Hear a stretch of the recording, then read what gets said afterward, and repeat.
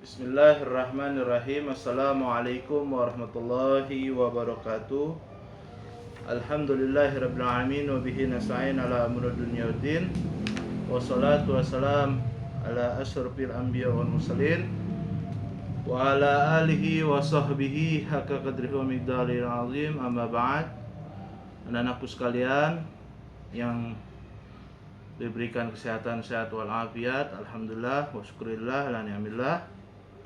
Pada kesempatan kali ini kita memasuki pelajaran akidah akhlak, yang mana kita sudah sampai di bab ketiga, yaitu tentang yaumul akhir, yaitu tentang kita beriman kepada hari akhir, yang mana ini adalah termasuk rukun iman yang kelima.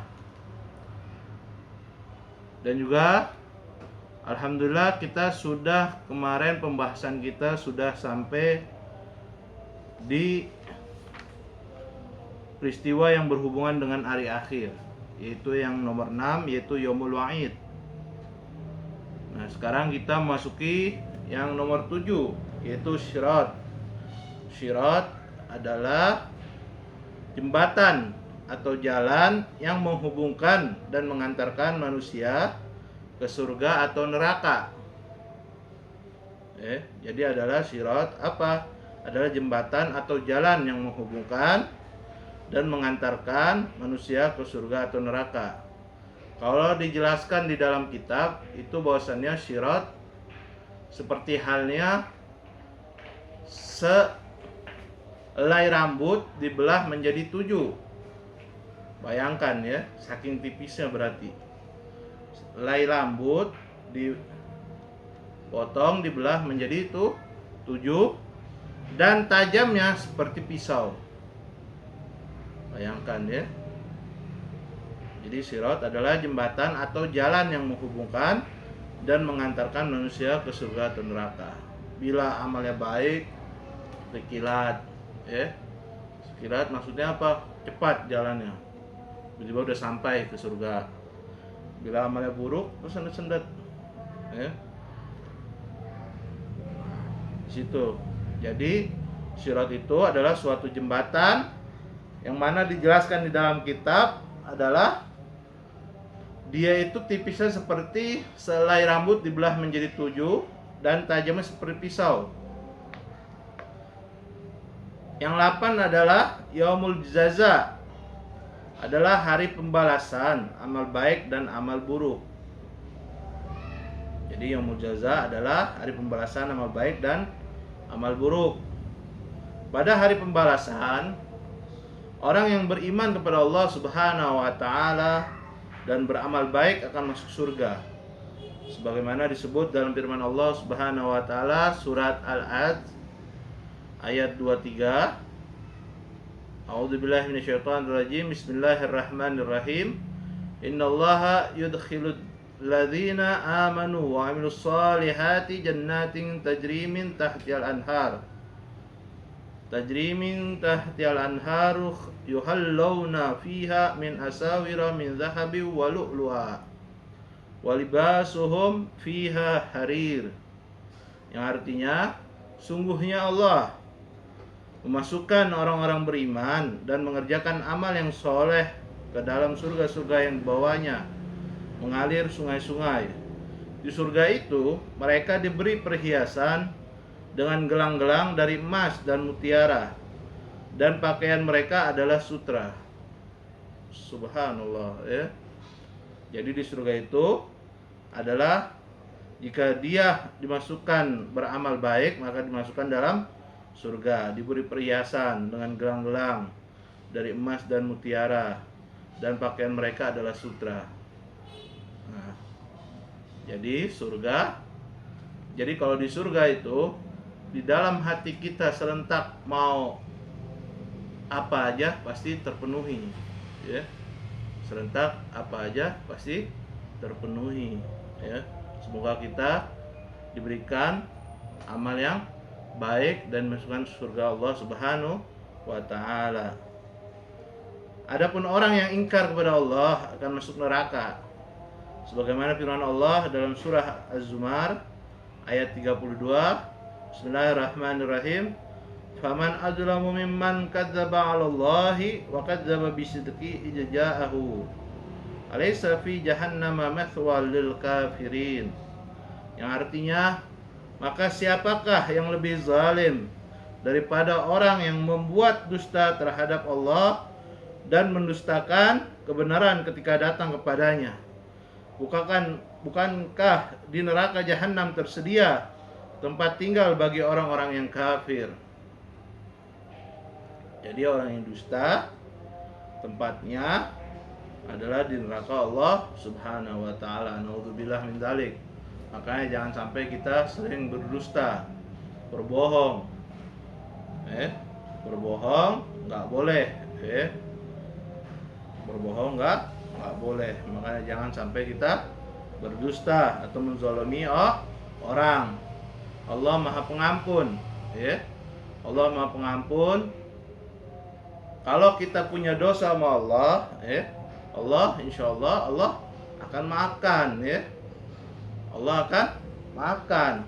Tapi kalau kita mempunyai dosa kepada orang lain, belum tentu kita dimaafkan, Belum tentu kita dimaafkan. Seperti hal yang ghibah, apalah, gosip, mengambil barang orang lain, mengatain orang lain, mencaci orang lain, nggak boleh kita lakukan, Kenapa? Karena dosa kepada orang lain itu harus kita meminta maaf kepada orang tersebut. Jika kita dosa kepada Allah, Allah pasti ampunin. Tapi kalau dosa kepada orang lain, kita harus meminta maaf terlebih dahulu. Gimana kalau misal orangnya sudah meninggal? Hendaknya kita meminta maaf, kirim Fatihah kepadanya, Setiap habis sholat kirim Fatihah kepadanya, Itu insyaallah mereka memaafkannya, Jadi orang yang berbuat baik akan masuk surga Allah Subhanahu wa taala. Orang yang berbuat buruk akan memasukkan ke dalam neraka Allah Subhanahu wa taala. Kegiatan siswa, ayo membaca kisah berikut.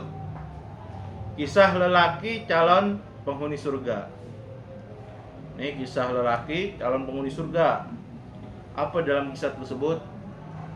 Bahwasannya pernah sewaktu-waktu Nabi Muhammad SAW di dalam pengajian, beliau itu sewaktu-waktu ada seseorang, yang datang ke masjid. Jadi beliau tuh serentak diam, ketika mengajar Al-Quran kepada para sahabat di masjid, beliau serentak diam. Akhirnya beliau bilang apa? Akan datang seorang laki-laki, bahwasannya seorang lelaki itu adalah penghuni surga. Nah, di situ akhirnya apa? Para sahabat menengok ke pintu masjid. Nah, di waktu itu ada seorang laki-laki yang datang, yang mana seorang laki-laki itu tidak dikenal oleh para sahabat, orang asing lah, Nah, sampai sahabat belum percaya, sampai sahabat belum yakin, sampai ketika hari kedua begitu juga, hari kedua Nabi serentak ngomong begitu juga, akan datang, akan hadir di tempat kita ini seorang laki-laki yang penghuni surga. Akhirnya dia lagi yang datang, sampai ketiga kali, sampai yang ketiga kali begitu. Akhirnya apa? Para sahabat mengutus satu orang, diutuslah seorang tersebut, kalau nggak salah Sayyidina Umar, nggak salah ya, apa Sayyidina Ali. Nah, diutuslah seorang tersebut, dari pagi sampai malam dilihat oleh sahabat yang diutus, ya, seorang tersebut tidak mempunyai keistimewaan apapun. Istilahnya ibadah sama lah sama para sahabat, tahajud iya, duha iya, jadi semua sama. Keistimewaan apa yang sampai Rasulullah mengucap bahwasannya dia itu penghuni surga? Nah, akhirnya namanya tamu, ya, wajibnya tamu kan 3 hari.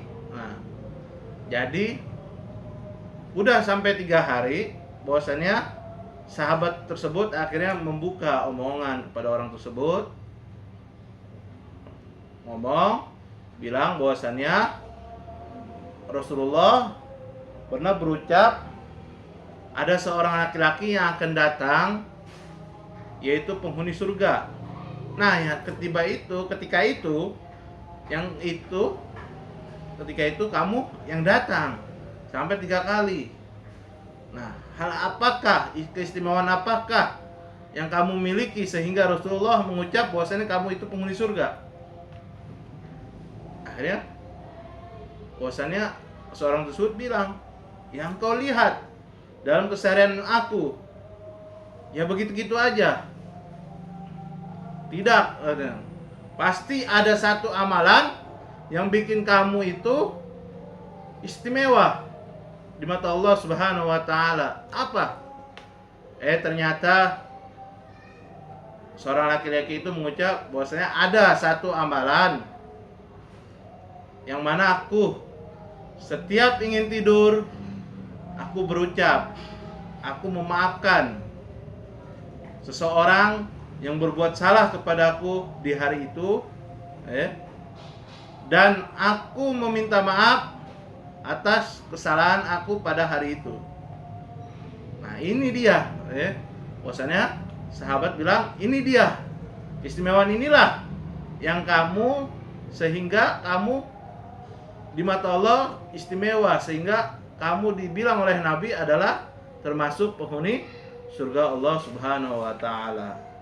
Nah, itu adalah 10 menit kisah dari apa yang ditulis di sini.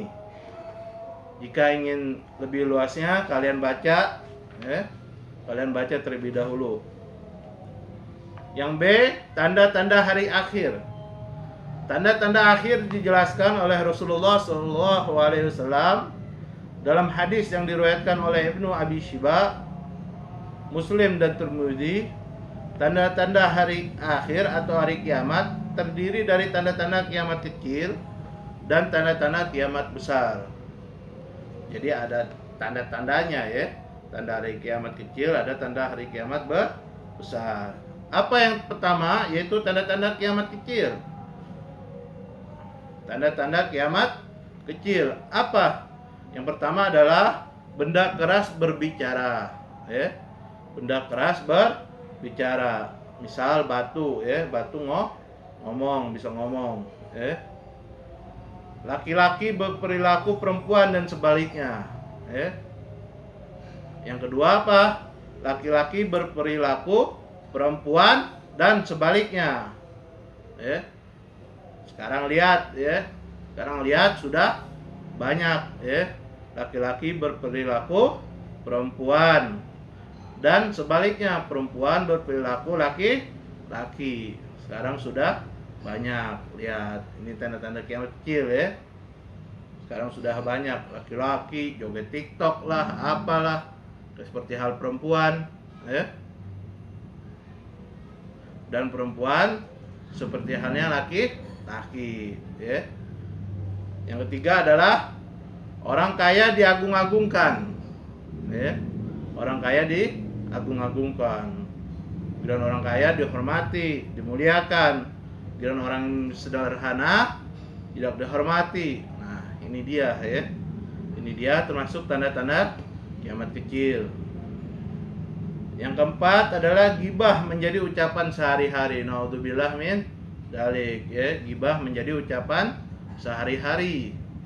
Nah, gibah itu, kenapa sih gibah dosa? Gibah itu adalah dosa kepada orang lain. Seakan-akan, diumpamakan kita itu gibah diumpamakan makan daging seorang tersebut, ya. Makan daging seorang tersebut yang kita gibahi. Makanya orang yang berpuasa menggibah orang, hukumnya membatalkan puasa, ya. Hukumnya membatalkan puasa. Dia gibah orang, dia hukumnya membatalkan puasa, ya.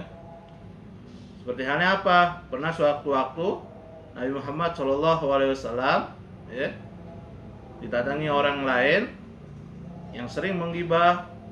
Akhirnya, dan dia bertanya, gibah itu seakan-akan makan daging seorang tersebut, ya kan? Akhirnya apa? Oleh Nabi Muhammad SAW, Sayyidina Bilal disuruh mengambilkan ember, ya. Sayyidina Bilal disuruh mengambilkan ember. Nah, sewaktu itu seorang tersebut disuruh suruh muntah di ember tersebut. Subhanallah, apa yang keluar adalah daging yang bau busuk. Naudzubillah min dzalik, ya. Bau busuk dagingnya yang keluar, ya. Nah, jadi itulah, ya. Padahal sahabat tersebut, ya, dia itu sedang berpuasa, nggak makan apa-apa, ya. Dimuntahkan, keluar daging yang bau busuk, ya. Jadi gibah menjadi ucapan sehari-hari, naudzubillah. Makanya jangan usah gibah, ya. Nggak usah. Kalau dalam gibah kan bahasa Arab, kalau artinya tuh ngegosip, ya. Jangan suka ngegosip, nggak boleh nih, ya. Khususnya perempuan, ya. Perempuan nggak boleh ngegosip, ibu-ibu, ya. Jangan sampai dalam gibah ini menjadi ucapan sehari-hari, ngerumpi, ngomongin orang. Kalau gibah dalam kebaikan nggak masalah, kalau gibah dalam kebaikan nggak masalah. Misal, si Ahmad, Ahmad pintar orangnya, hafal Quran, hafal Quran, nah terus si Ali, menggibah, si Ali mesti Jet menggibah si Ahmad. Jet, Ahmad pintar, lu hafal Quran. Nah itu ngomongin orang kan, tapi dalam kebaikan. Mana ya caranya? Gue pengen kayak dia. Nah, kan ngomongin orang tapi dalam kebaikan, ngegibahin orang tapi dalam kebaikan. Saya ingin seperti dia, gimana caranya, ya? Si Jet. Jadi begitulah, ya. Jadi dalam kebaikan gibah nggak apa-apa, tapi gibah dalam keburukan jangan, ya. Jangan gibahin orang dalam kejelekan, gibahin hasud atau apalah, ya. Jangan sekali-kali, ya. Sama aja kita memakan daging mereka. Tanda-tanda kiamat kecil adalah gibah menjadi ucapan sehari-hari. Kan udah banyak, ya, gosip-gosip apa. Makanya hendaknya kita nggak ngomong, ya kan, tapi kita nggak dengerin seorang tersebut. Nah, kita termasuk kena dosa juga, ya. Makanya kalau jika ada seseorang yang mengerumpi, ya, menggosip, hendaknya kita kabur, ya. Atau nggak bisa, gimana? Hendaknya ketika menghindari, ya, ketika ingin beranjak di tempat itu, ya, pada dengan penuh dosa, ya, hendaknya kita membaca subhanakallahumma wa bihamdika asyhadu an la ilaha illa anta astaghfiruka wa atubu ilaik. Agar apa? Agar dosa yang tadi diampuni oleh Allah Subhanahu wa taala. Selagi kita bukan yang menggibah, ya. Yang kelima yaitu ilmu agama dianggap tidak penting. Nah, sekarang nih, ya, jangan sampai tanda-tanda hari kiamat kecil adalah tandanya adalah yang kelima apa? Ilmu agama dianggap tidak penting. Bahwasannya kita ini, ya, jika ingin sesuatu yang sudah sering kita dengar ya, pasti didasari dengan ilmu ya. Man arada dunya fa alaihi bil ilmi. Imam Syafi'i itu mengatakan, man arada dunya fa alaihi bil ilmi, wa man arada al akhirah fa alaihi bil ilmi, wa man arada huma fa alaihi bil ilmi. Ya. Jadi barang siapa yang ingin dunia, dia pasti didasari dengan ilmu. Dan barang siapa yang ingin akhirat, maka dia didasari dengan ilmu. Dan barang siapa yang ingin kedua-duanya, maka didasari dengan ilmu. Ya. Apalagi sampai-sampai pernah ada dalam kitab tuh di Nazom Sobatul Zubat ya, dalam Nazom Sobatul Zubat karangan Ibnu Ruslan ya, di situ dijelaskan apa, wa kullu man bi ghairi ilmin ya'malu a'maluhu mardudatun la tuqbalu ya. Wa kullu man, dan setiap seseorang bigari ilmin ya'malu, tanpa didasari dengan ilmu agama, amaliyah dia tanpa didasari dengan ilmu agama ya, a'maluhu mardudatun la tuqbalu, maka amaliyah dia, pekerjaan dia mardudatun. Apa mardudatun? Cuma-cuma ya, la tuqbalu, tidak diterima ya. Jadi ilmu agama itu penting ya. Nah, tanda-tanda hari kiamat adalah ilmu agama dianggap tidak penting.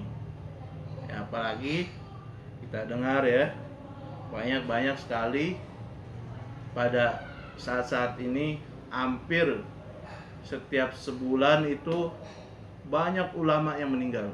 Banyak orang alim yang ahlul ilmu meninggal dunia. Ya. Banyak sekali ya. Termasuk tanda-tandanya juga itu termasuk tanda-tandanya juga adalah orang yang alim, orang yang punya ilmu diangkat oleh Allah Subhanahu wa ta'ala ya.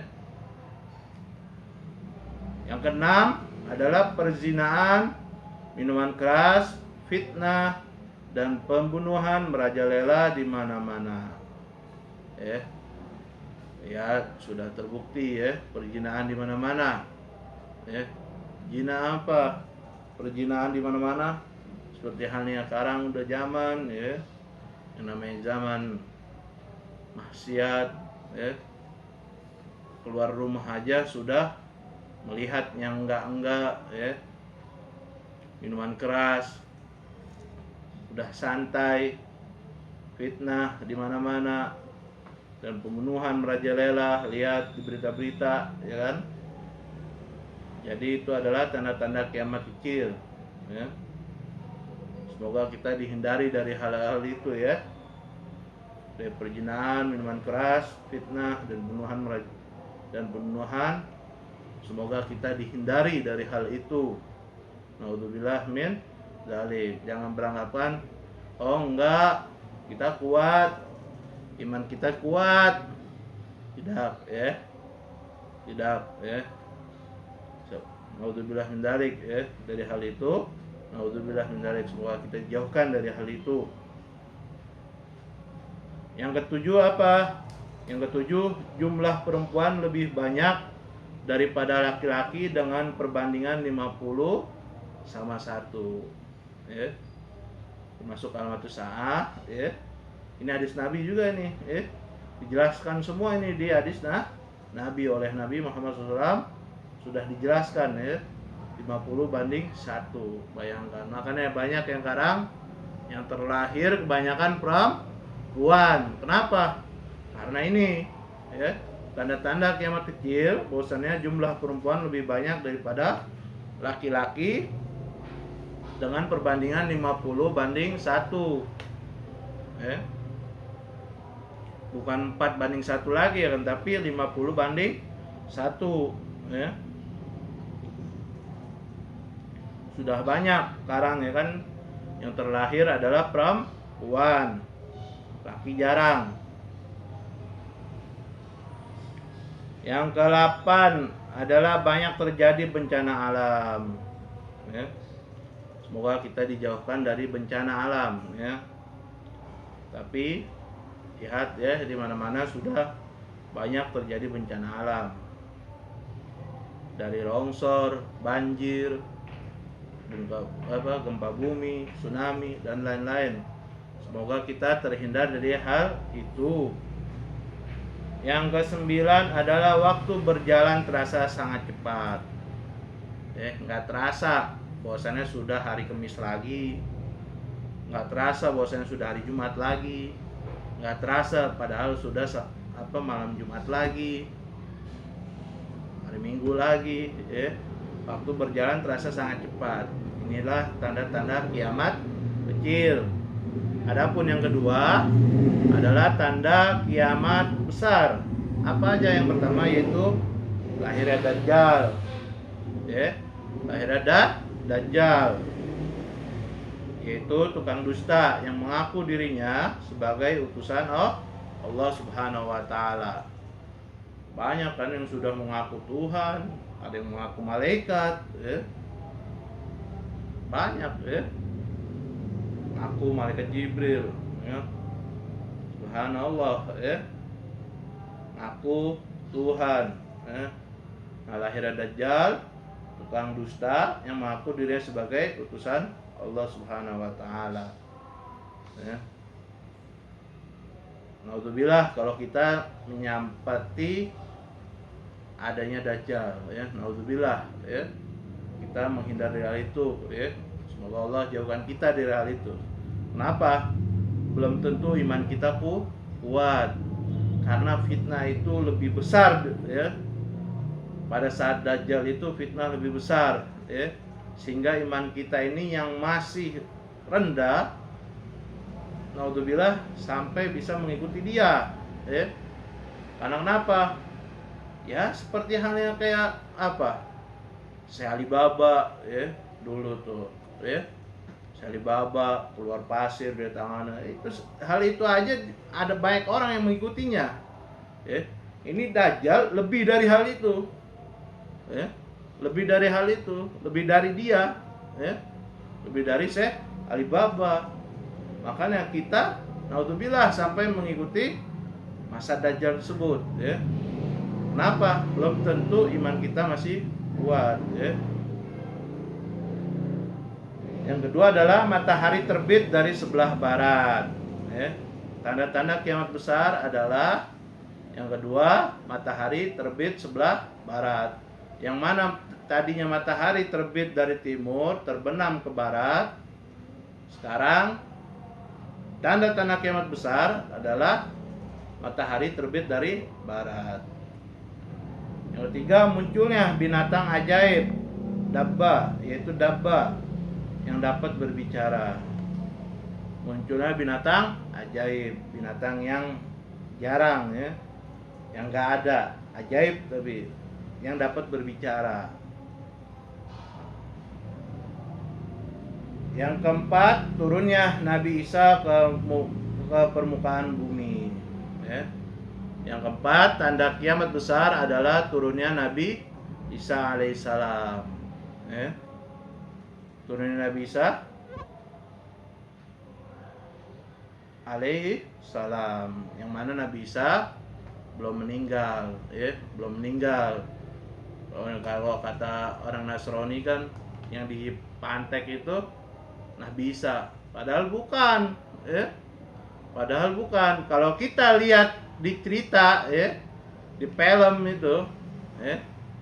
itu bukan Nabi Isa yang dipantek, yang dipasung, kan, tapi itu adalah temannya yang mirip Nabi Isa. Nabi Isa itu diangkat oleh Allah Subhanahu wa taala ke langit, masih hidup beliau di langit, Nah, ketika Dajjal turun, Nabi Isa lah yang melawan dengan pasukannya Imam Mahdi juga, yang mana Nabi Isa menjadi umatnya Nabi Muhammad SAW pada saat itu. Yang kelima, yaitu tanda-tanda kiamat besar adalah keluarnya Ya'juj dan Ma'juj di muka bumi ini. Keluarnya Ya'juj dan Ma'juj di muka bumi ini. Ya'juj dan Ma'juj itu apa ya, serem dah, nggak bisa dibayangkan ya. Dalam Al-Quran kan ada tuh ya, dalam Al-Quran ada ya. Sekarang masih dibelenggu ya, sekarang masih dibelenggu. Ya'juj Ma'juj itu sekarang masih dibelenggu ya, dikisahkan ya bahwasanya Ya'juj Ma'juj itu masih dibelenggu dengan rantai, yang mana rantai itu akan copot ya, akan copot jika di muka bumi ini nggak ada yang azan. Satu daerah nggak azan, maka disitulah Ya'juj Ma'juj terlepas satu rantai, sampai dia ini keluar ya. Keluarnya kapan? Keluarnya ketika azan tidak ada di muka bumi ini, tidak dikumandangkan di muka bumi ini ya. Ketika azan tidak dikumandangkan di muka bumi ini, makanya salah kalau ada yang melarang azan di negeri kita ini ya. Kenapa? Kenapa? Itu termasuk keluarnya Ya'juj Ma'juj nanti ya. Ya'juj Ma'juj itu dirantai, dia akan terlepas rantainya satu persatu jika tidak ada azan yang dikumandangkan ya. Jika ada azan yang dikumandangkan, maka bertambahlah rantai tersebut ya. Itu dia ya. Kalau apa sih Ya'juj Ma'juj itu? Siapa sih Ya'juj Ma'juj itu? Penjelasannya ada di Al-Quran ya. Penjelasannya ada di Al-Quran ya. Sangat serem dah, sangat serem ya. Sangat serem ya. Naudzubillah min dzalik lah kita sampai di tanda-tanda kiamat besar ini ya. Naudzubillah min dzalik. Semoga kita jauhkan dari hal itu. Semoga kita dimatikan atau dimeninggalkan sebelum terjadinya hari kiamat. Sungguh sangat seram kalau kita baca Al-Quran aja. Lihat aja Al-Qari'ah, ma adraka mal qari'ah, Al-Qari'atu mal qari'ah. Bayangin, ma adraka mal qari'ah. Udah serem ya, udah serem di situ, udah jelasin, udah serem banget ya. Makanya naudzubillah min dzalik, kita semoga dijauhkan dari hari kiamat ya, dimatikan sebelum terjadinya hari kiamat. Yang C, hikmah beriman kepada hari akhir. Hikmahnya apa? Allah Subhanahu wa taala berfirman, "Wa nasa'ata atiyatul la raiba fiha wa anallaha yab'atsu man fil qubur." Yang artinya, dan sesungguhnya hari kiamat itu pastilah datang, tidak ada keraguan padanya, dan bahwasannya Allah membangkitkan semua orang di dalam kubur. Hari akhir pasti akan terjadi. Tak ada keraguan sedikit pun akan kedatangannya. Setelah hari akhir, manusia dibangkitkan dari kuburnya. Seluruh manusia digiring dan dikumpulkan oleh Allah di padang mahsyar untuk diadili dan diminta pertanggungjawaban selama hidup di dunia. Jadi diadili pada saat itu, yang udah meninggal dibangkitkan kembali, diadili pada saat itu. Bagi yang menerima kitab catatan amal dengan tangan kanannya akan memperoleh surga dari Allah karena mereka termasuk orang yang beriman dan beramal soleh. Dan bagi yang menerima kitab catatan amal dengan tangan kirinya, mereka akan menempati neraka karena mereka termasuk orang yang tak beriman kepada Allah dan berbuat dosa. Hal ini sesuai dengan firman Allah dalam Al-Quran surat An-Nisa ayat 87. Bismillahirrahmanirrahim. Allahu la ilaha illahu la yajma'annakum ila yaumil qiyamah la raiba fihi. Allahu la ilaha illahu la yajma'annakum ila yaumil qiyamati la raiba fihi. Wa man asdaqu minallahi haditsa. Yang artinya, Allah tidak ada Tuhan. Allah tidak ada Tuhan yang berhak disembah selain Dia. Sungguhnya Dia akan mengumpulkan kamu di hari kiamat yang tidak ada keraguan terjadinya. Dan siapakah orang yang lebih benar perkataannya daripada Allah? Jadi disitulah bahwasanya di padang mahsyar diadili oleh Allah Subhanahu wa taala yang kubur dibangkitkan lagi oleh Allah Subhanahu wa taala. Nah, barang siapa yang terima kitab di tangan kanan, maka itulah dia berarti beramal baik, dan jika kitab di tangan kiri, maka dia berarti beramal buruk. Baik dimasukkan surga, buruk dimasukkan neraka Allah Subhanahu wa taala. Naudzubillah min dzalik. Semoga kita mendapatkan di tangan yang kanan. Adapun hikmah beriman kepada hari akhir adalah sebagai berikut.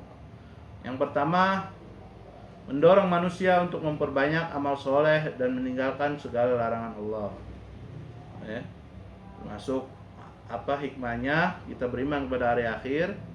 Ya, kita mengetahui ya bagaimana seremnya hari akhir, ya kan? Dan ada yaumul hisab, ada ya. Makanya dalam hal itu pasti manusia untuk memperbanyak amal soleh.